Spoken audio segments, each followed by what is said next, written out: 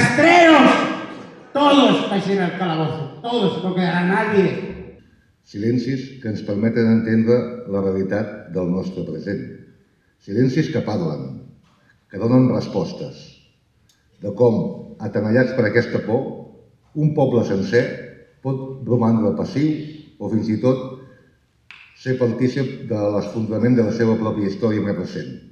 El cinema Olímpia, Campnet, Tabacalera, el Foment, una biblioteca buida, Cal Formatger tapiat, un teatre tancat, un teatret tancat.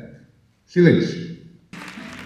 Tots els arxius comarcals, Baix Empordà, l'Empordà, Pla de l'Estany, Arxiu Històric de Girona, Tribunal Militar, però una bestiesa. Penseu que he obert caixes que ningú ha obert, ningú. Això no ho ha obert, fa 50 anys que ningú ha obert. No ho porta. És el secret, mirar tot. He mirat mils i mils de papers.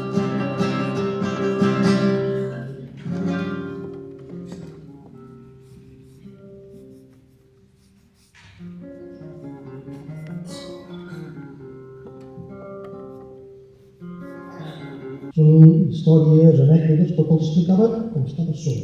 Mai com hi ha altra gent.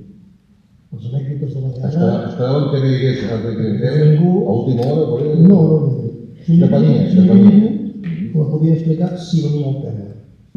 Perquè aquests temes de la guerra civil sempre són temes delicats, temes que creen punxes i temes que no estan resolts. És només a l'abast de molt poca gent. I el Bisbal només pot ser antitular i correcte.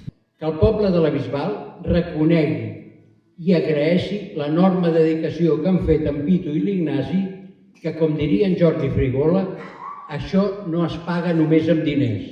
Enhorabona, nois!